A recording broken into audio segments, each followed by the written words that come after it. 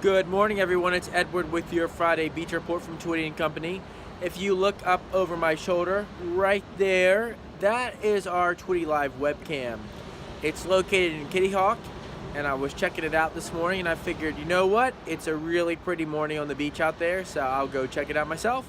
This is one of the few moments that these signs are telling the truth. But I walked out here on the beach in Kitty Hawk, where our camera is located, and I'm looking toward the Kitty Hawk Pier to the north, and as I pan around to the south, giving you an expanded view of what you see on our webcam,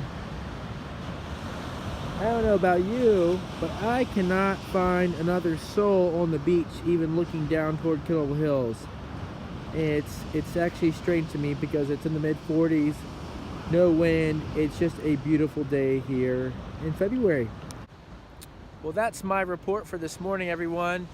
And if you're interested in having a view like this summer and be able to wake up and sit on your front deck and watch the sunrise, you want to reserve that home as quickly as possible, as we are in the midst of that season where those homes are going quickly.